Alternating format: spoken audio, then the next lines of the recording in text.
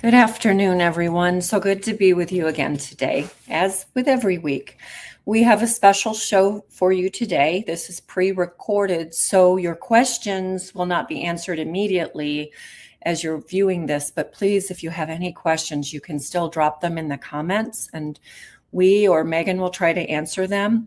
And you can also email us, hello@godsgoodtable, with any other questions that you might have. We really encourage questions, and if we don't have an answer, we'll get an answer for you.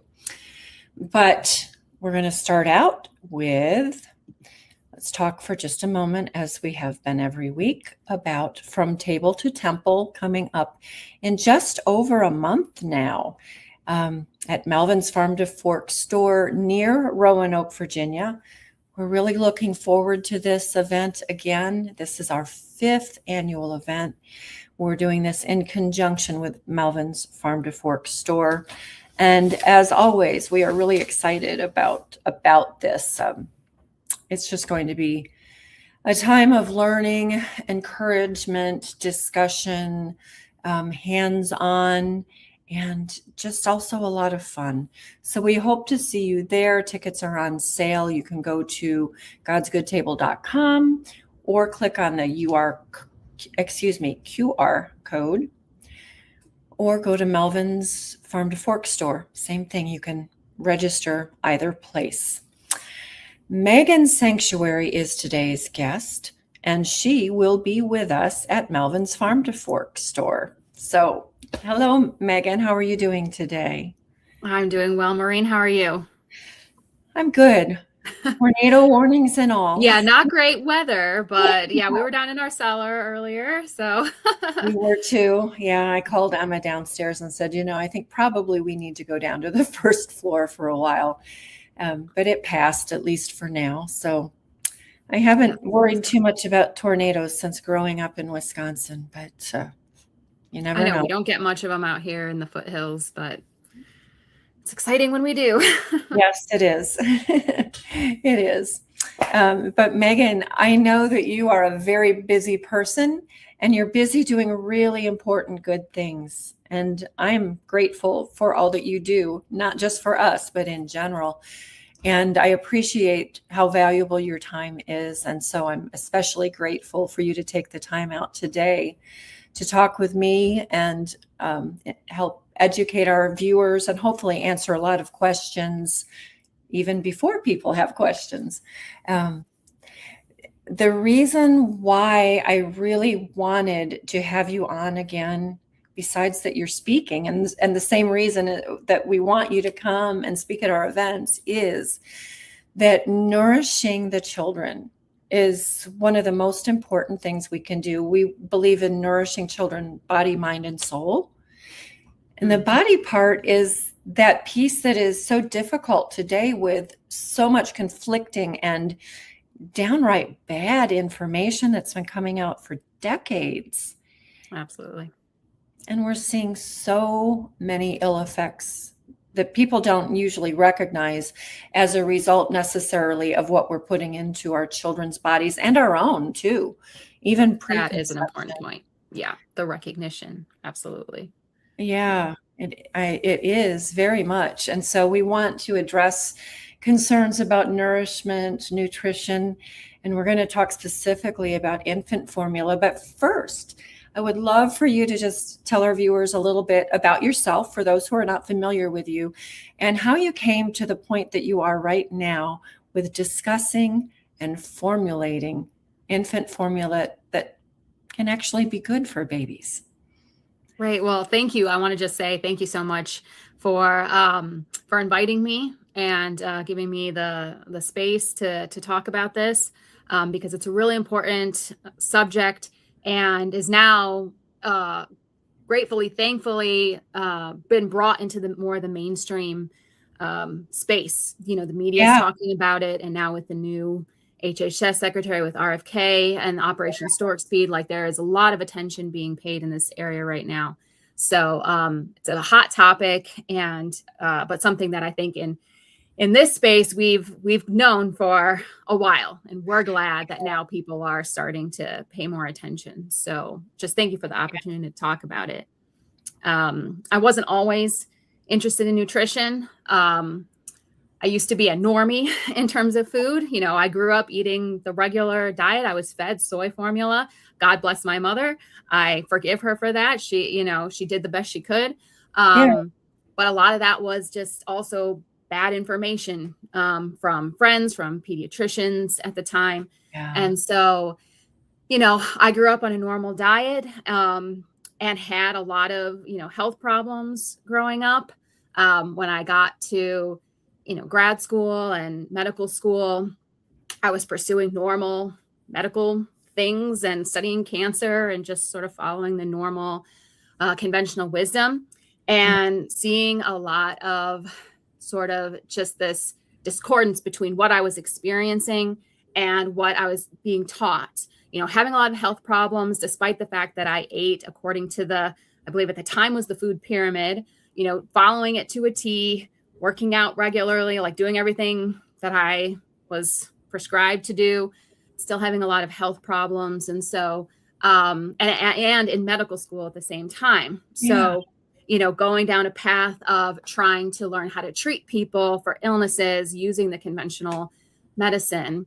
And so it was really through my own personal experiences with poor health that I learned that the way that the medical system was doing it was not working for me personally. And I kept just going from doctor to doctor. And it wasn't until I started making dietary changes and was able to reverse a lot of the problems that my doctors just told me I'd have to be on medication for, or really had no solutions to what I was going through. And I was young, at the time, only 20 years old. Didn't understand why I had so many health problems.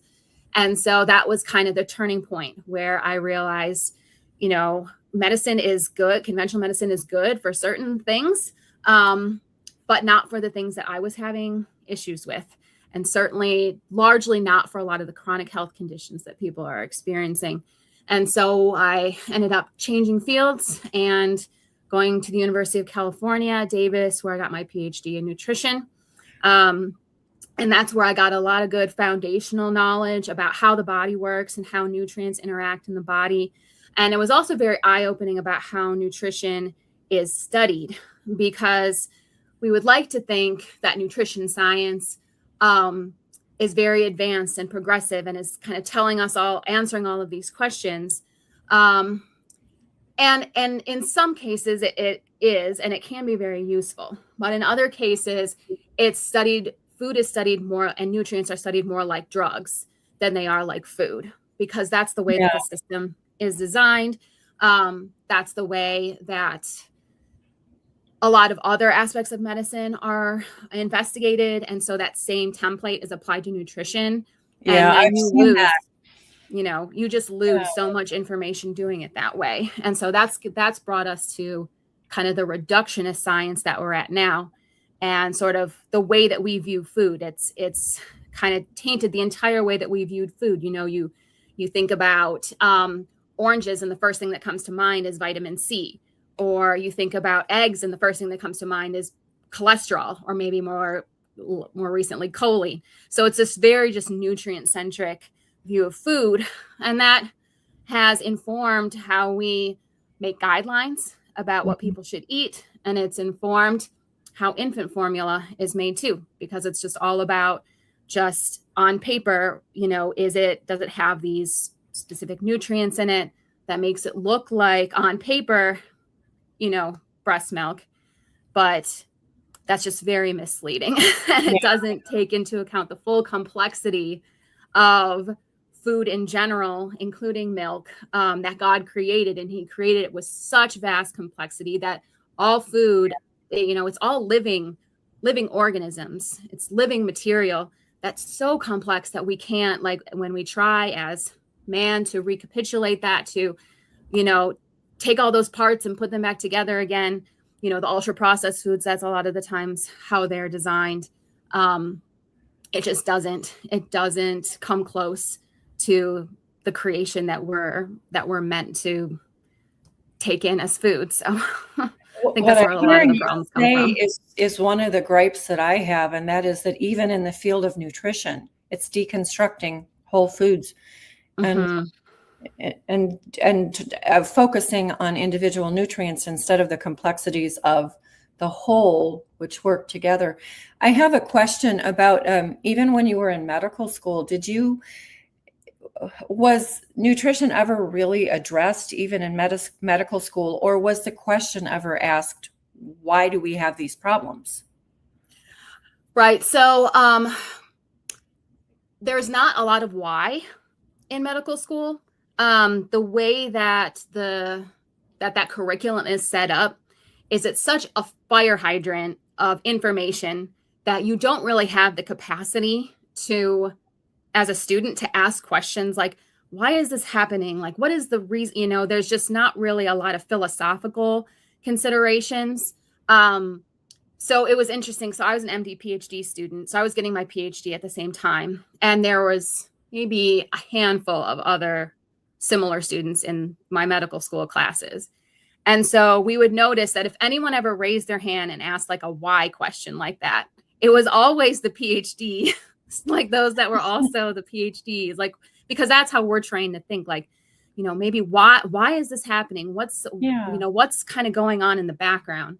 Where the medical students, they're just so focused on, I need to get all this information into my head, into my brain, and memorize it and get good grades on these exams, that there's just very little room for any kind of critical thinking.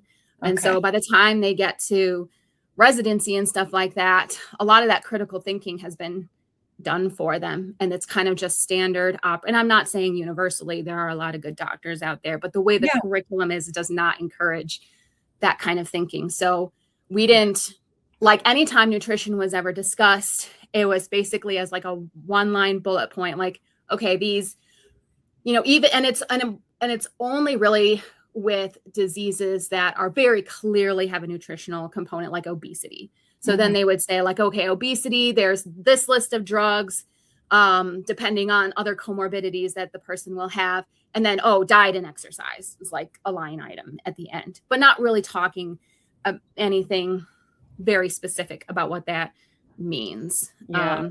So we didn't have any nutrition courses that were required at that time.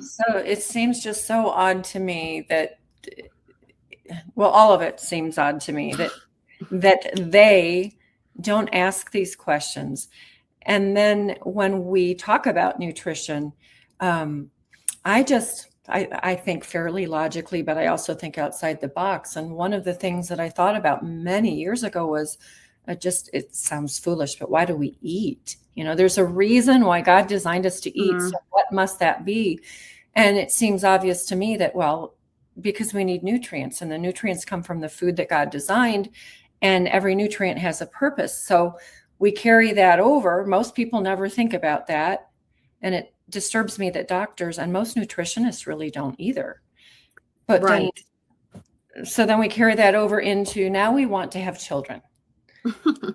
And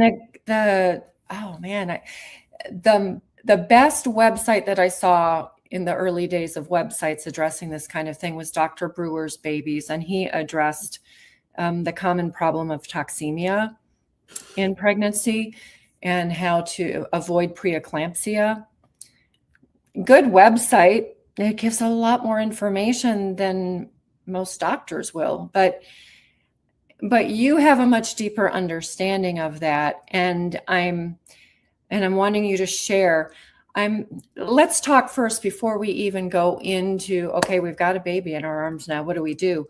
But even just briefly a pre-pregnancy diet, which I'm going to just plug right now. I talk about the cod liver oil all the time, and I take it faithfully, but chocolate flavored cinnamon's good too, but this is butter, oil. I like the chocolate.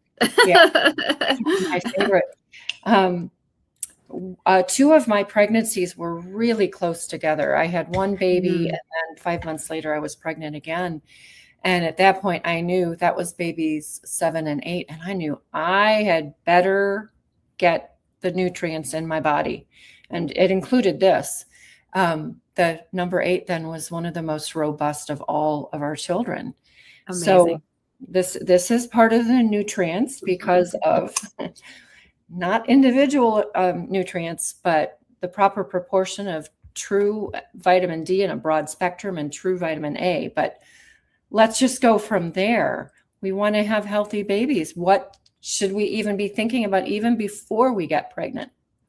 Yeah, and that's a good point, because a lot of the recommendations, the mainstream recommendations, and there's not too much in terms of recommendations, even during pregnancy, other than, and a lot of it is sadly aimed at making sure that you're not gaining too much weight. So I've seen a lot of recommendations talking about like, okay, you're not actually supposed to double your calorie intake. It's more like, you go up by 20% of, so they're really calorie focused, which is unfortunate. But there's not really specific recommendations on foods except for, taking a prenatal vitamin. It's woefully lacking, especially considering what we know about animals and animal husbandry and how much more we actually emphasize diet in our, breeding our animals. Yeah. So I don't understand where that disconnect is coming from. But it's really important to be, as soon as you are even thinking that you want to get pregnant, you really need the reserves built up in your body long before you get pregnant. Because a lot of times this was the case for me, as I was really sick when I was pregnant. I had twins. And so just the morning sickness basically didn't go away the entire pregnancy. And by the time it did, I had hardly any room left in my stomach for food. So you never know how your body is going to react. And you might not be able to eat the foods that you want to eat. You might have aversions. You might have just really bad heartburn. You might have vomit. You have a lot less control, and you might really want to eat healthy. But I know I ate more ice cream when I was pregnant than any other, because I could only eat what I could keep down and stomach and not make me nauseated. So it's with the ice cream at least had fat. Fat. No, and I actually don't knock ice cream at all. I mean, if you make your own ice cream, it's actually, I consider it to be a health food, because if you make it with cream and raw egg yolks and just cocoa and honey, there's nothing. I mean, as long as you're eating it as part of your kind of more balanced diet, not just ice cream. But I don't see that as like a particularly problematic food. I'm glad. I agree. I made some the other day with a couple of raw egg yolks and raw milk and cream. And it's more satiating. So you don't end up compared to what you would eat in the store. I can't even, and my kids can't even eat very much of it. Like you'd have a small bowl and you're like, okay, that's very rich. I'm good. It's not like you even have to control yourself, which is an amazing thing about the real food diet, is it's just sort of more auto. Because it gives us our bodies what our bodies are begging for. Exactly. Yeah, we don't need a lot.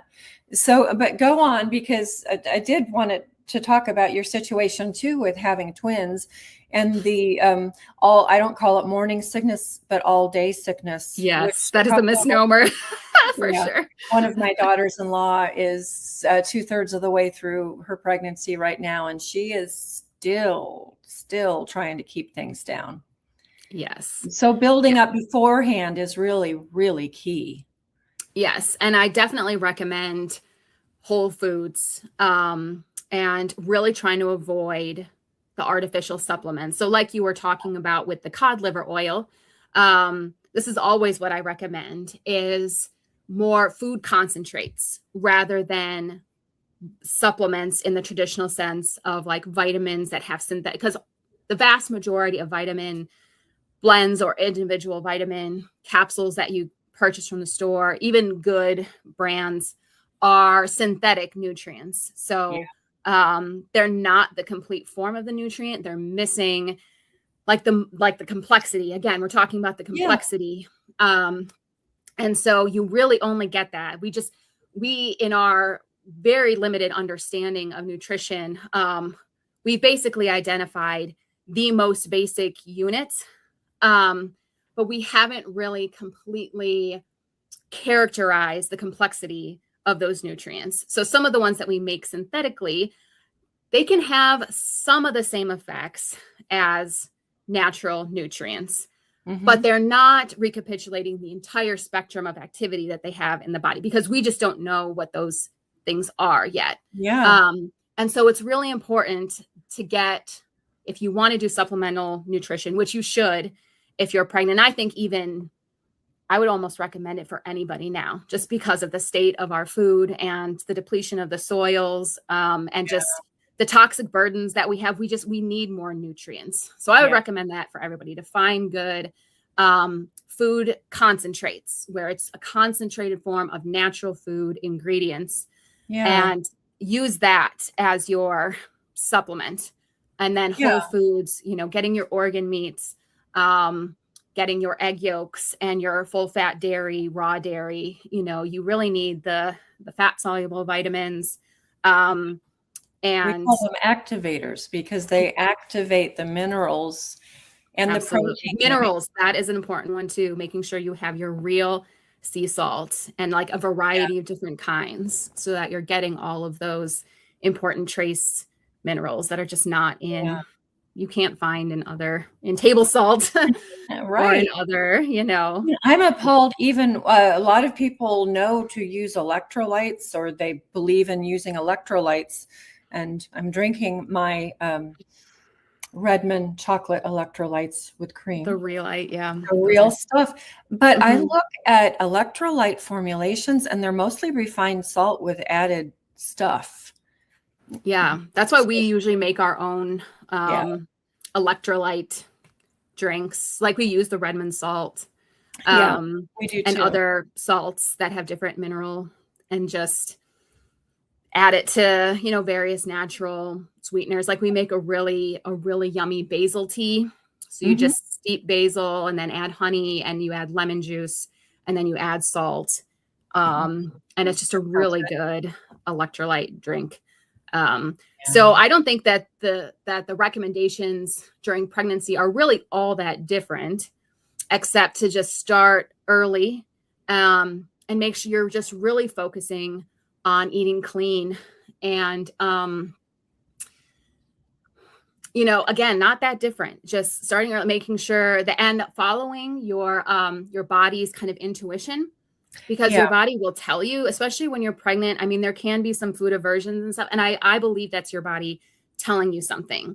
There are certain nutrient deficiencies that can cause different food aversions. So it's important to, again, have your reserves built up before you conceive, but then kind of follow what your body is telling you to do, because it knows better than you do. And if it's telling you, like, for the love of God, don't eat eggs right now. Like that was mine. Like you couldn't even cook eggs in the same room as me.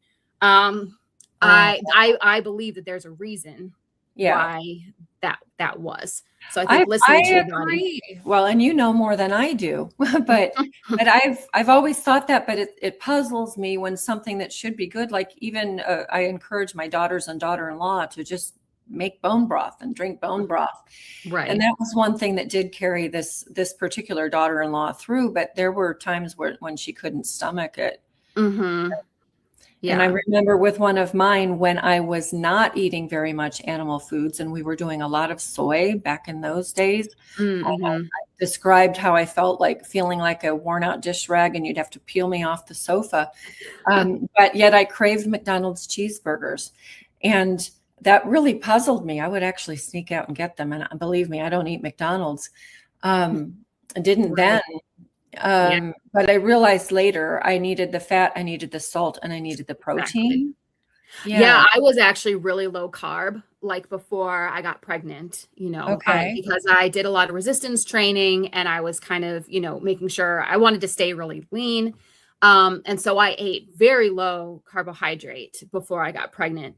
And I was planning on maintaining that because I didn't, and I think women vary in what they need. But my body during that time was just like, that is not going to work. Like you need more carbohydrate. And so that was almost all that I could eat because I was just, I wasn't able to tolerate a lot of things. And I think that was my body. Again, I had loaded up on all the things before, all the eggs. I'd ate organ meats all the time. I ate a lot of meat and stuff like that. So I had all those nutrients. And then I think my body was like, you need more carbohydrate right now.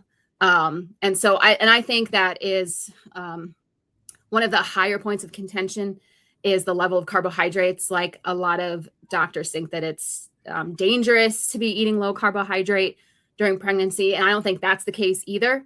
I really think it's individual based on where you're starting from. And if you're starting from a place where you have a little bit of glucose intolerance, and you need to cut down on the carbs during pregnancy, I don't think that's like universally a bad idea. I think it's very individual based on where you are before you're pregnant, and just what your body is going through during that particular period. So Yeah. And what the father eats is important also in sperm production. yes, and they don't talk about that hardly at all. No, they don't. And I've heard that moms dump toxins in their eggs, and dads dump toxins in their sperm. And so another reason to eat cleanly, not only eat cleanly, but be careful about what we inject as well.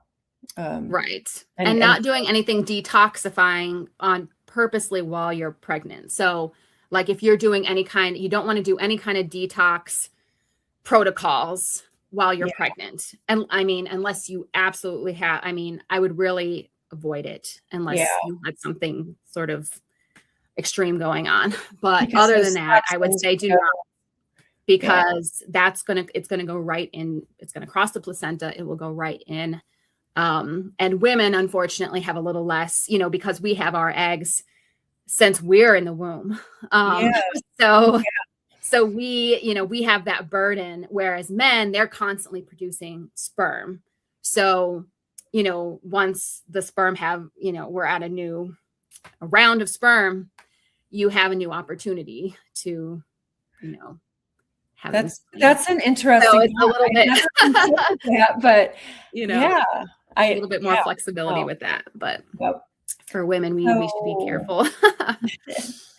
So you were pregnant with twins, and you birth your twins, and then we're thinking about how are we going to feed these babies for other people. But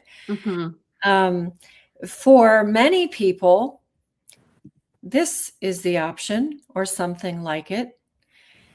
And then there are some, you mentioned soy formula, which is horrific, I think, to do to a baby.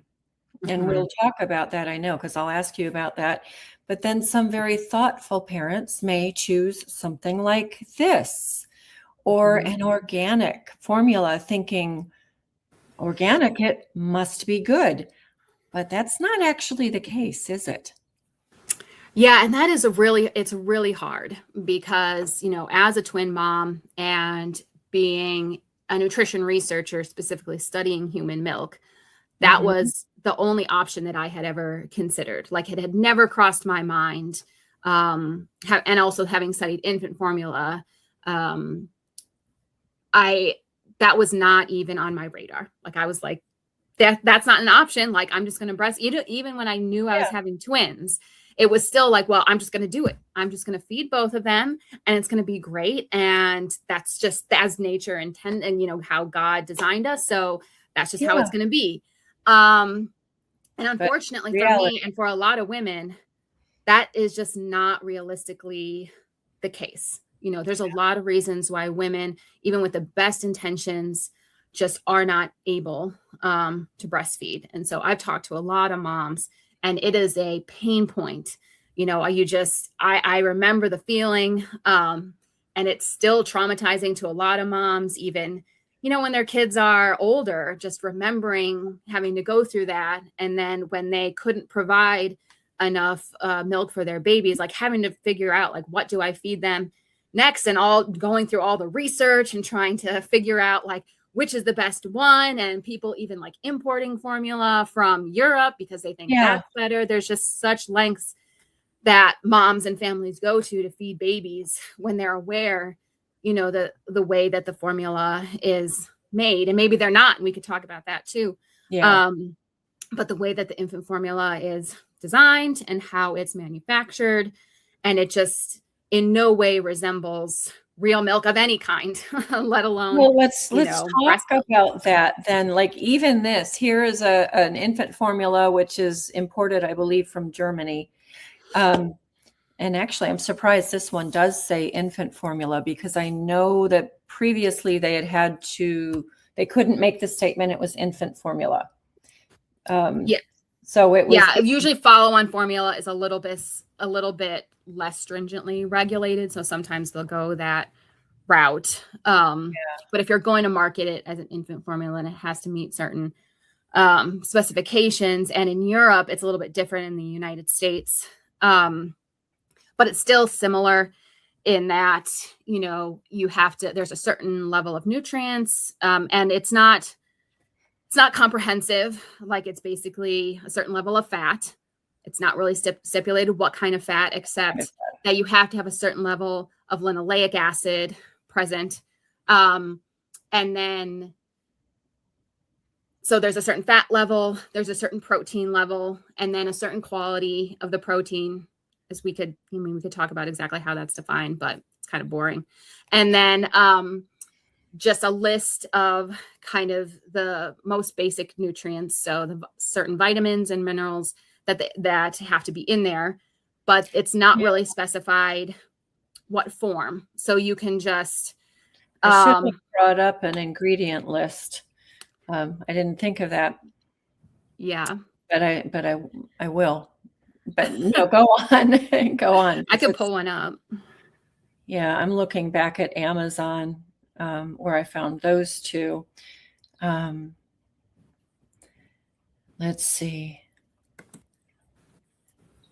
When I have read these labels before, it drives me nuts. I can't stand it. But here's a happy baby formula. Organic infant formula, supposedly modeled after mother's milk. So I'm giving a better example right now. But let me see what the ingredients are. Yeah, and usually the better ones start with like a non-fat, or there's like very few, but there's a handful of brands now that have whole milk as the first ingredient. This is not the case. This one is organic lactose, organic non-fat milk. Non-fat milk is more common, right? Yeah, palm oil and coconut oil. Galactoligosaccharides, right? Yes, thank you. Which is a type of sugar, right? Right. So it's a prebiotic. So it's meant to sort of replace the human milk oligosaccharides, but the structure is nowhere close to what the human milk. It's kind of like fiber. It's like milk fiber. So actually the AI, meaning the adequate intake that the regulatory set for fiber for infants is 0, because they set it before we knew about the oligosaccharides that were in human milk. So it's not required to be added to infant formula. Although what they're actually, because all they're adding is either galacto-oligosaccharides or fructo-oligosaccharides are the main two. And how well they're actually helping with like the microbiota, I don't really probably know that's very helpful. But so that's hardly. And there are fructo-oligosaccharides as well, and bifidobacterium and such. But canola oil, right, and sunflower oil, which are processed and toxic. I don't care whether they say organic or not. And canola oil, oh, this drives me nuts too. I get those Dr. Gundry commercials. This is how you know that your olive oil is real, and blah, blah, blah, blah, blah, blah. No, I'm sorry, but he doesn't know what he's talking about in this regard either. But he says in one of his commercials, if you can find organic canola oil, that's a great oil. No, it's not. Yeah, absolutely. It's a terrible oil. Not. I mean, you can easily look up how it's manufactured. Yeah. So I'm always trying to help people understand the different, so really it comes down to whether it's manufactured or whether it's a God-given food. That's a pretty Yeah. clear-cut way to figure out if something is healthy or not, despite, you know, all of the, you can compare all the nutrients and blah, blah, blah, blah. But really it comes Yeah. down to, is this a food we were designed to eat or not? And all you And have to do is go look up how canola oil is made and know that there's no way that we couldn't make it before a manufacturing process, before we had all the solvents and the chemical extraction and the pressure. We couldn't manufacture it. So how can you yeah. say that that's a natural food that people should be consuming? Um, Yeah. so, and And certainly not our babies. it's certainly not. So, But that's even better than some of the others. I'm looking at the Similac, which, oh my goodness, water, non-fat milk, lactose. yeah, because some of them aren't even based on non-fat milk. They're based solely on the milk protein. So it's Yeah. basically either they take, you know, non-fat milk, and then they have to add whey protein to it because there's a lot of more whey protein in human milk, whereas bovine milk, which is all of these formulas are, unless it's goat milk, but the vast majority of them are based on cow milk, And in is human, really high in casein. So you have to balance it. You have to have more okay. whey. So you'll see all of them on there. It'll either be non-fat milk, or it'll be milk protein concentrate or something like that. And then you'll have the whey protein concentrate or whey protein isolate. And that's to get a more similar protein profile to what you see in human milk. Although the But whey it's, proteins that are in bovine milk aren't quite the same. But I want you to talk about that for just a moment, because I know, and I want you to expand upon it, that anytime you take milk or whey and you prepare it to be, you dry it for something like this, we're changing the structure of the protein and rendering yes. it foreign, like a foreign entity to our body. Yeah, and you're basically taking away its function. So the whey, especially the whey proteins, all have bioactive functions, activities. So a lot of them, even like when they're being digested, are bactericidal. Like they help protect the infant gut from microbial, you know, pathogens, or they have other signaling, kind of like hormonal type activity. So there's activity that these proteins have that you're completely taking. So all that they consider it as a protein source, which means it's an amino acid source, because Yeah. they just think, okay, well, this goes in, it's digested, it's broken down into amino acids, you know, because that's largely what we eat protein for. Mhm. The protein. So there's a difference between adult eating cow milk proteins and babies eating milk proteins, because adults, they just largely just digest, especially if you have a healthy gut, you just digest all the protein. And the purpose of it is to get amino acids so that you can build your own proteins.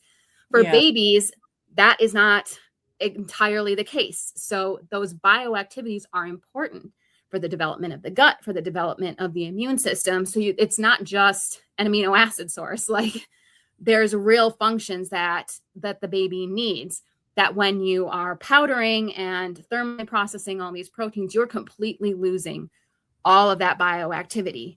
And they're not really taking that into account at all. They're just like meeting the level, like, okay, it has to have this much protein in it, and that's about it. So, and even just pasteurizing milk, you know, Yeah. that's how they assess pasteurization in a lot of sense is the inactivity of the protein. So when they do a pasteurization, they only say that the pasteurization is effective if certain proteins are inactivated and no longer Isn't have that their absurd? activity. So, That's just, and we know that they're bioactive in, you know, in human milk, and that's why babies need them. So I yeah. don't understand how we continue to have this be our standard. Like, okay, Yeah. it's just a level. And then that allows for you to put other protein sources besides milk, you know, because now you have babies that are having these cow milk intolerances, which we could talk about that. So now they're trying to find alternatives. And so, if it's just a protein source, let's just let's give it plant-based because plant-based diets are better. So it must be better for yeah. babies too. And it's just absolutely, I don't It's not. understand the logic behind that in any way. But that's Yeah. where that leads, is if it's just protein, then let's get it from a different source. We have a bunch of soy sitting around from all of our other manufacturing that we're doing. So let's just take And that and put it in there. our That'll be viewers, I fine. want you to understand soy protein is very destructive to the human gut, but especially to the developing gut of an infant. And it is loaded with phytoestrogens. I mean, Yes. that's the most concerning point to me, is that not only is the amino acid profile not matched, but there's so many phytoestrogens in the soy that are like riding along with the soy protein, and they're there even through the processing. And then there's papers that show very clearly that they're absorbed into the infant, that they raise the blood levels of phytoestrogens 100 to 200 times the levels of those that are in human milk-fed babies. Even in milk-fed babies where the moms are eating a lot of soy, it's not really like getting into the milk very much, although I wouldn't recommend that either. But just saying, like, these are hundreds of times. And then they say that, oh, there's no proof of any kind of physiological effect. I'm like, just because you haven't done the study, that's not proving that there's not an effect. You just haven't done it. So, and some have speculated and not give baby like birth control levels of estrogen. Yeah, that's what I was going to say, that with all of that hormonal activity that we're putting into infants, we can't be surprised that girl babies have hormone dysregulation, fertility problems when they grow up, and all kinds of things, difficult menses and all of that, but boy babies. And it has been speculated by some, and one person I know has taken a lot of flack for suggesting this, but that this may be causing gender confusion. It's 5:00. Yeah. I mean, because it's from what we know about estrogen receptor activity and the differences between males and females, is that the excess estrogen will cause andronization in females, like a more male, it's inhibitory, right?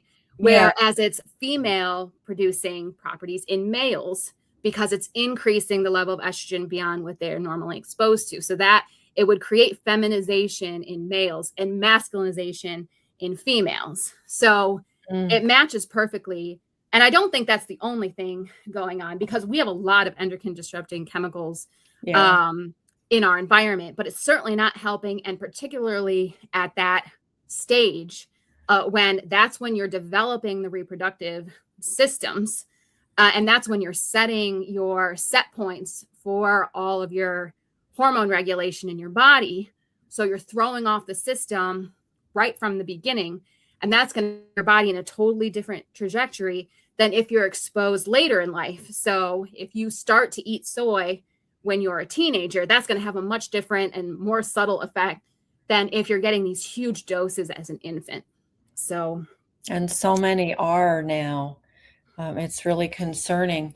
What are some other factors? I do want to move into what you're doing, but are there some other factors you want to touch on in commercial infant formulas before we talk about what you're doing? I'm so excited to introduce this to our audience. I think the only other thing I wanted to speak to is the synthetic nutrients. So if you just go look at an ingredients list, it'll start off with sort of those the protein sources and the fat sources. So we talked about the milk proteins and then the different oils. But then at the end, you'll see a long list of what looks like chemicals, and they are. Yeah. But these are the vitamins. So you'll see like retinol palmitate and cyanocobalamin. And so these are all the vitamins that they're adding. And so the reason they have to do that is because all of those vitamins and minerals are naturally occurring in milk. But because of the processing that the ingredients go through, or the fact that it's not even milk to begin with, if you're just adding proteins and fats together, then you necessarily have to add a bunch of vitamins. But it's because of the processing of the milk that they destroy all of those vitamins and minerals that are naturally occurring.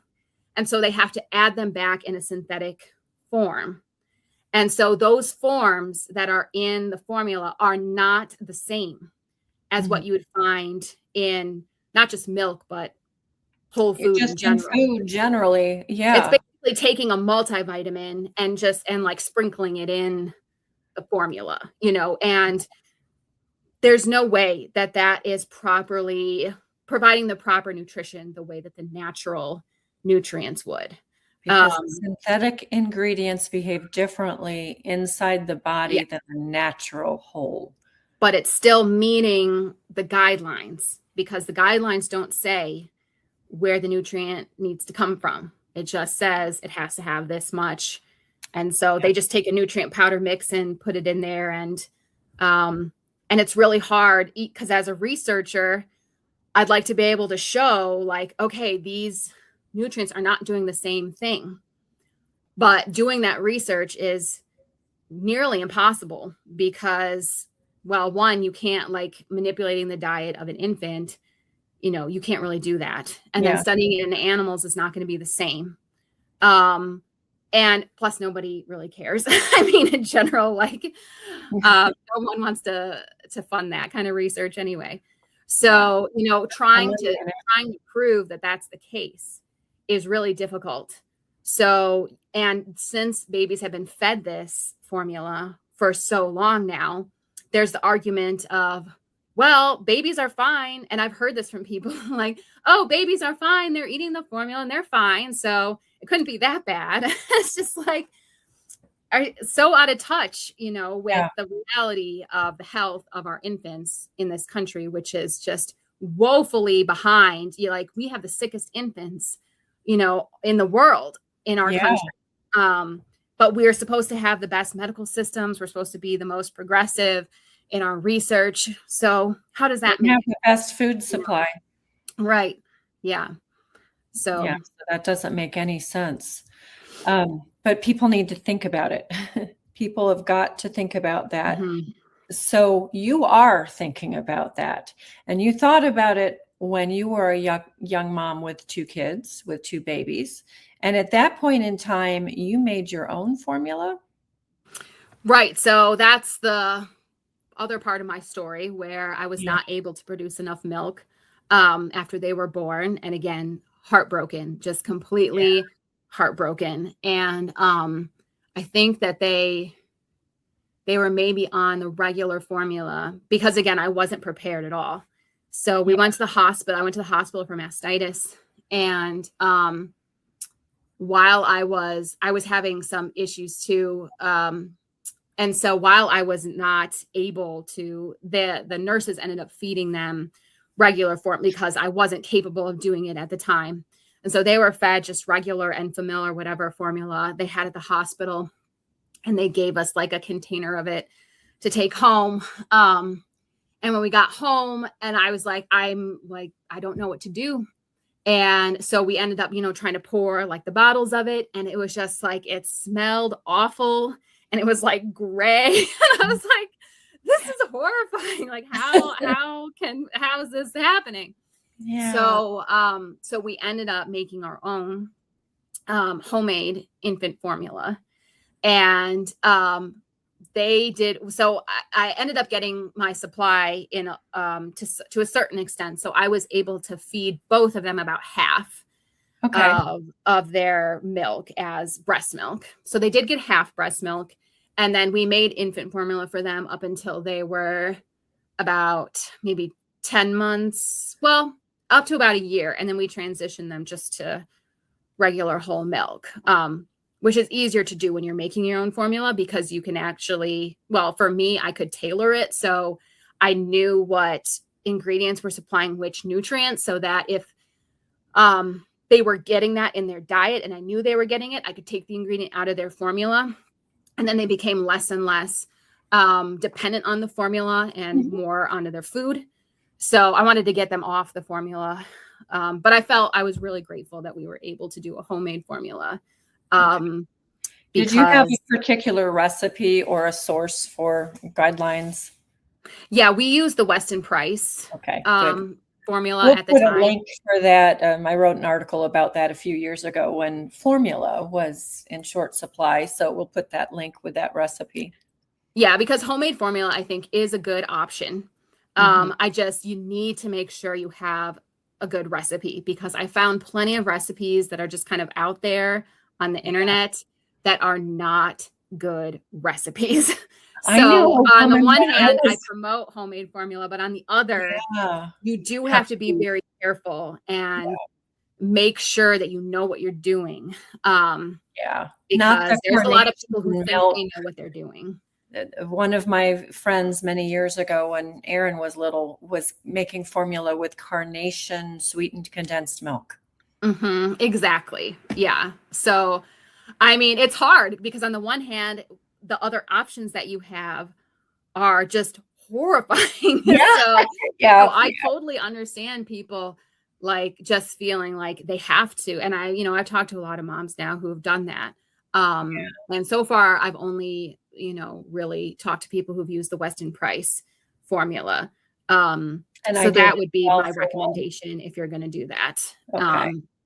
But which reminds me, I wanted to kind of put in a plug because we're starting to become interested in my research. So I'm also, in addition to being interested in just making formula, I am a nutrition scientist and I study formula and breast milk in my Yeah. day job. And so we're interested in like studying infants who consume homemade infant formula, because Okay. we don't right now, we can't actually study it in a controlled way because based on the research regulations, Well, ethics. we can't feed that formula to babies because the formula has to be FDA approved in order for us to be able to feed it to babies in research studies. Okay. But we know that there are families that use homemade formula, and so we're trying to see if there's any interest in participating for these families. And so if you are a family that is or has used homemade formula in the past, Mhm. we really need this research, because if we can show the benefits, we could change the way the regulations, and they would have to change the way that they require infant formula to be made.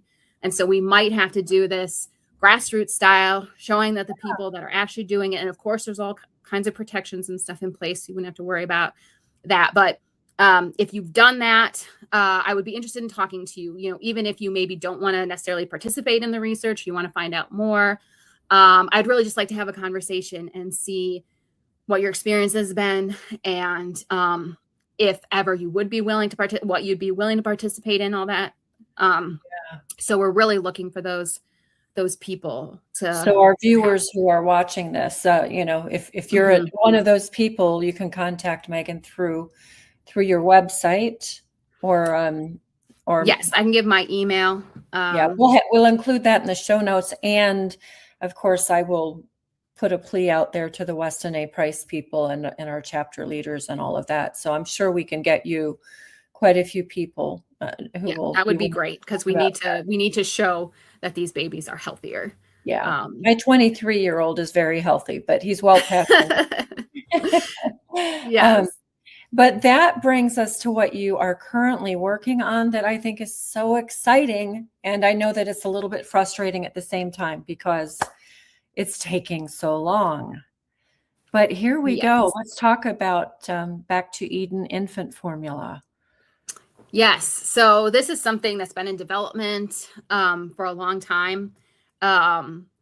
Making basically a similar formula to the homemade formula, but something that's able to be mass produced and available, so that it can be purchased in the store, because I know that not everyone has the capacity, or for other reasons doesn't feel comfortable making their own formula, and we want to just set a precedent for a new way to make formula, because I don't think it's particularly difficult. I just think that the way that it's being done now, there's such a monopoly on the market that they've had no reason to change it, right? Because people have to buy formula. They can't just boycott it and say, okay, well, we're not going to buy it until you change it. So they don't really have any reason to change it. So that's what we're trying to do, is change it. Okay. But it starts with the research, because again, this just, if it's going to be commercially available, it has to be FDA approved. And in order for it to be FDA approved, it has to go through a lot of hoops to meet the different requirements, including animal studies, including infant growth monitoring studies. And in order for that to happen, you have to show the agencies, the funding agencies like the NIH, that this is worth making. And so that's kind of where this preliminary research comes in, as if we can show that babies who consume these whole food based formulas thrive and do better and have less, gastrointestinal problems and less rashes and eczema and all of these things, then that can set a precedent for making something new. So it is a long process. We are in the process right now of doing animal studies. And it is frustrating because we know that this is safe and effective, but you have to be able to show it with scientific research studies. You can't just say, oh, it must be better because it's not processed, and it must be better because the nutrients are natural. Like, that doesn't fly with the NIH. They want to see. So we're working on animal studies right now. Again, if we could do observational human studies on people that are already kind of doing formula that's sort of similar to this, then that would be a big step forward for us. Okay. But just learning and navigating the whole process has been very informative. So a lot of what I've learned about the nutrient requirements and stuff is through doing this and learning about the FDA regulatory process. And no wonder that this is all that is available, because it's so laborious and so expensive to go through this process that unless you're a super large corporation, you can't afford to do that. So it's not, it makes sense why the industry is the way it is, because they have the money, they don't need to change it. So is there a way that we can support you in that? Already we know to funnel people your way who are using a homemade formula, the Weston A. Price formula in particular. But is there another way that we can support you in the research end and meeting all of these needs? If you want it, so on the website, there is, so it's backtoedenformula.com. And if you want to sign up, there's a contact link at the bottom. So that has the email address that you can email us with questions, or there's just the email list sign up. So if we can show that people want this, that there are a lot of people who are supporting us, who want to keep up to date with what we're doing. And then if you're on the email list, then we can, contact people with more specific information. So as things progress and as we have things that we need, we can reach out to the email list. And then if anyone has, all the various ways, we're going to be looking for, we'll probably start regionally, and we're looking for local producers of our ingredients. So we'll be looking to source locally, but there's just so much, research that has to be done before we can even get to that point. I have one idea. Absolutely. Please. We'll something we can do when we're together at Melvin's Farm to Fork. But I think that maybe if we all put on our thinking caps, there might be some ways that we can help to raise funds too. I'm curious about the protein source or the milk, the dairy source, and how you'll handle that in the formula. So we'll probably start with bovine milk, just because it's so readily available. And again, with the regulations, the way they are, that every single formula.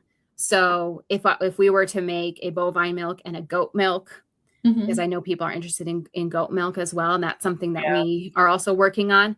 But both of them have to go through separate regulatory paths. So it's not like you get through the regulations and then you just tack on new formulas. Like each one of them Although I think that once we get the first one, the second one will be easier just because we'll have navigated yes, the you've process already done before it. and have all the support and everything. But Yeah.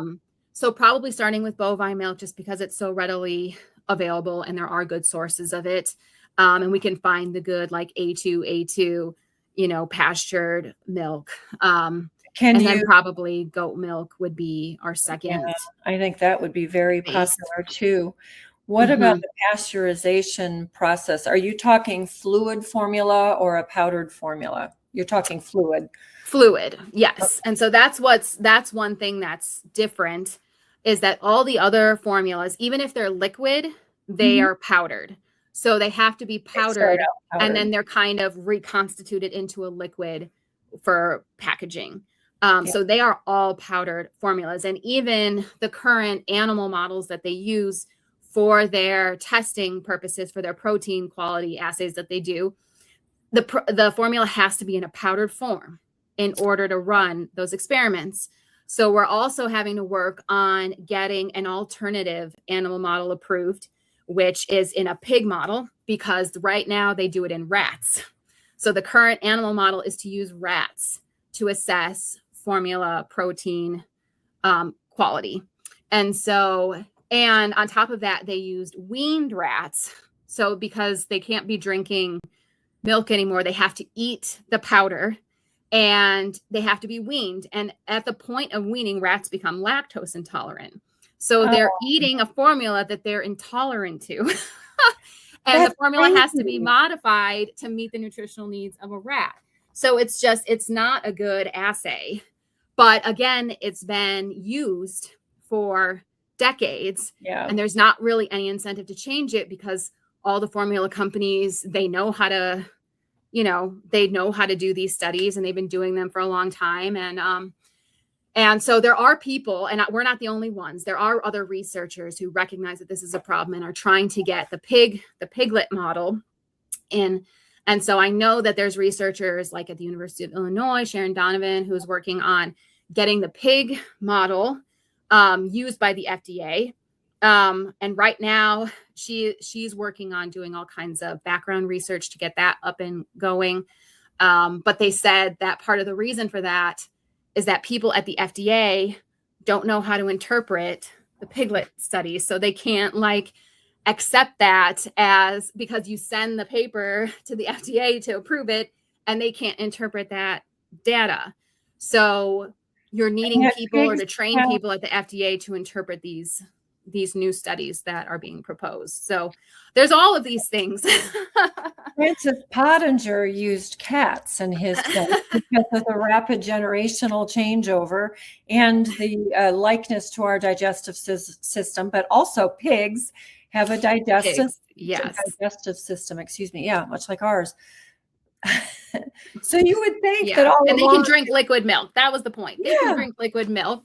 And that's what we would want to provide is a it's liquid liquid milk. formula Okay. that maintains that natural integrity of the milk structure and complexity. That's just completely processed out of the formulas.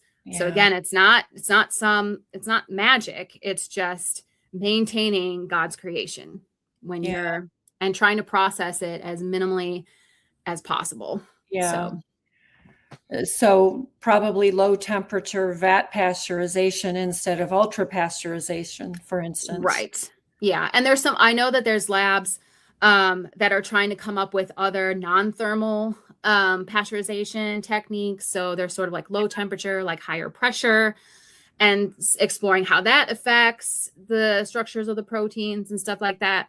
Ultrafiltration has been talked about. When I was in grad school, they were working on that. I'm not sure. I've read some things about that. Yeah. So I'm I not know that anything. there's some labs in the process of that, but that would be great if we could find another method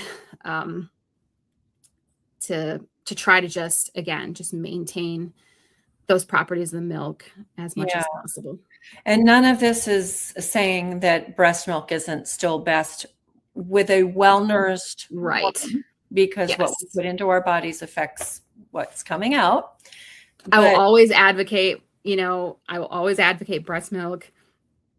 first, Yeah. and I think, and even, going as far, because at Virginia Tech, we're trying to advocate that as well, looking towards opening milk banks. And I think milk hubs for, just women to be able to, in a safe way, because there are women who produce in abundance, and being Mhm. able to get that milk to women who can't. I think a lot of those Did sharing you know programs. that legally that's supposed to be pasteurized too?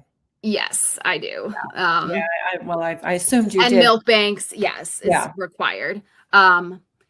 So Better to again, I do it think friend to research in friend or figuring out yeah. the best way to do that. Yeah. I still think that's going to be better than these These regular formulas. formulas for sure. So, I Yeah. mean, we do the best we can with the information that we have and with the Well, processes that are in place. and we always continue to ask questions and seek to understand more and do better. And I'm so glad that that is what you're doing because we need it. Um, I remember when Erin was a baby and I was a single mother and I had to go back to work full time and I nursed her and I used my break times to pump, but I still had to give her formula and I didn't know anything about formula back then. Right. So she got, Yeah. I think, Similac with iron. Um, Hmm. Thankfully, she survived. Yeah, I think just the knowledge, like you're talking about, like also just making people aware of Yeah, this. This is just one aspect of the diet. Um, but I think it's a particularly good in because moms are very concerned about the health of their babies. And so this is like a window, I think, of opportunity to teach people. They become very aware of how their babies are responding to what they're eating. And I yeah, think that's just a very good opportunity to start, showing people like this is good nutrition, this is not. This is why this is, and you can see it very clearly, the connection at that point between the diet and the health outcome, where it yeah, becomes a little more disconnected later on, where you might not be getting an immediate reaction. And you have to know that there's chronic effects of food. And so it's a lot harder, I think, to convince people. Not all the time. I mean, that's when I made my diet transition, wasn't until I was an adult, but I do think it's a good opportunity to start talking to people at that point and just making them aware, like how infant formula is made and how it's not similar to milk. yeah. So I think Neither is just Kool-Aid, by the way. informing people. Mhm. I What was brought that? I brought my newborn baby home from the babysitter one day, and she had bright pink, purple diapers because the babysitter, in spite of the fact that I provided my hard worked for breast milk, decided to feed her Kool-Aid at 2 Oh months old. no. I Oh, immediately switched babysitters. yeah, yeah. Why Oh my anybody gosh. would ever think that was good, I don't know. I know. Again, more knowledge is what we need. Yeah, More information, because I'm yeah. sure she did not intend to, doesn't want to harm a baby on purpose. No, But it's she just just we thought it was need. fine. She had 2 kids of her own, and they had Kool-Aid every day, so why not mine? Yeah, Newborn. yeah. It's just No, that's obvious to most people that that is not good, but thankfully, I think it was only a temporary but shocking effect. For I'm her. surprised though sometimes about what people don't know. I mean, Yeah, like, because what I see just even now, like with people and what they feed their children, and I can't believe yeah, that they don't care. Like, and yeah, I just, people care about their children and they care about their health, and um, I can't see how they would blatantly just. I really think that they see everybody else doing it and they don't see the connection between what they're yeah, feeding them and where I can very clear, like I see, like as soon as you give your kid that cupcake, I can see very clearly they start bouncing off the walls and get all kinds of like emotional issues and stuff like that. But for some yeah. reason there's a disconnect and they just can't see it. They just don't. I don't know if it's because their doctor told them that there wasn't a connection, or because they see everybody else doing it. It's just kind of normal. There's so much to say about that, and I learned about all of that. Taylor is 38, so about 37 years ago, probably, I was recognizing I wasn't giving my kids really bad food. I was being careful because I was concerned, but I began to learn about the connection between food additives and behavior issues. And that's, I'm writing about that. I'm actually working on my book finally. Awesome. I've got the first part done. This is definitely part of it. It's important to me to help people understand how what we put into our bodies affects our entire bodies, including our brains. So when it comes to infant formula, though, or infant feeding in general, this is really critical because this is foundational. Yeah. And that is my main area of research, is on neurodevelopment, infant neurodevelopment. That's the lab that I work in, that's what we're focused on. We're particularly interested in how human milk components promote development of different aspects of the brain.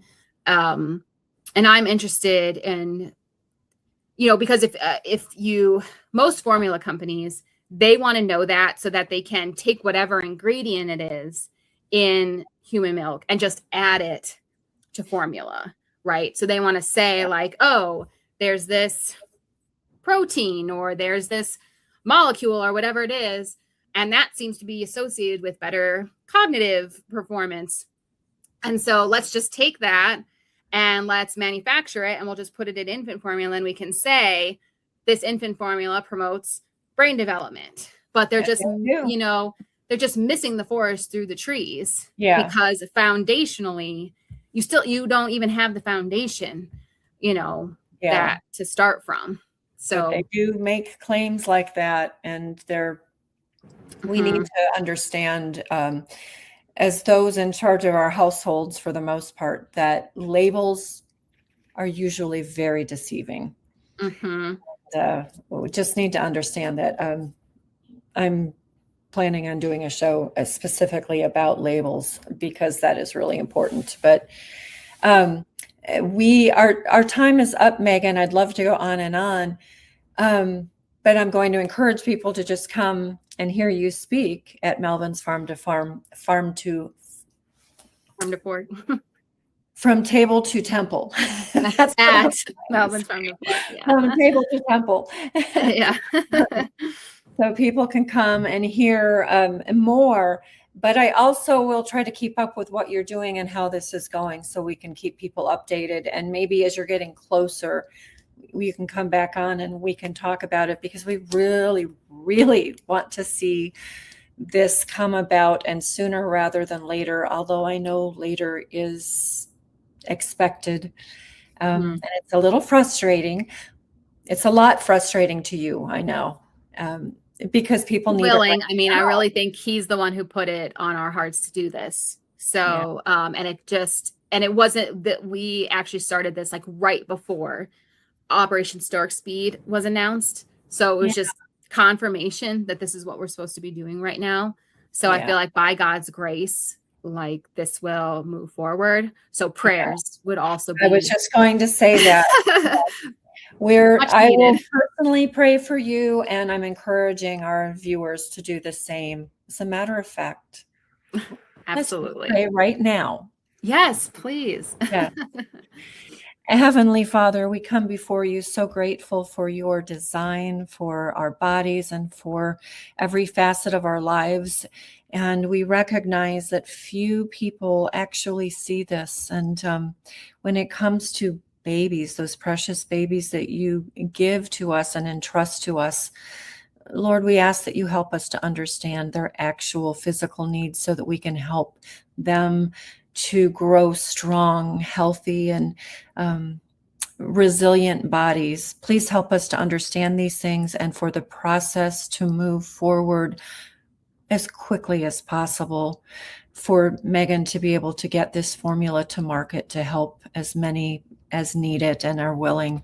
So just help us to help for this to happen quickly, and that whatever the needs are, that they be met. And we thank you so much for everything. In Jesus' name, amen.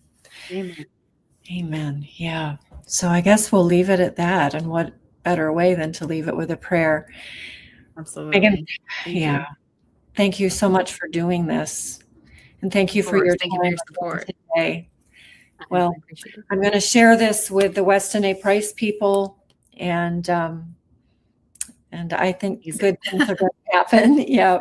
Yeah. Maybe you can write an article for the journal. We would be very happy, I know, to receive an article about this as well. So, Absolutely. Okay, good. I'll let them know at the office. All right. All Well, right. thank you so much. You're welcome. Just hang on a moment. I'm gonna close us out here.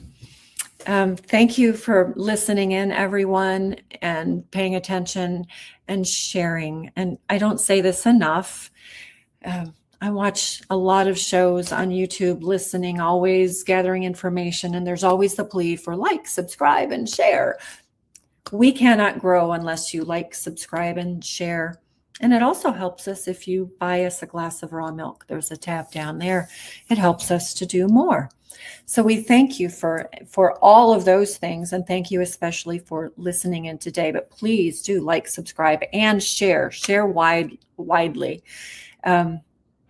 We really want to see this endeavor to take off full steam. It's well on its way, but we want to take it to the next level and get it to market to help more families who really need this for their children.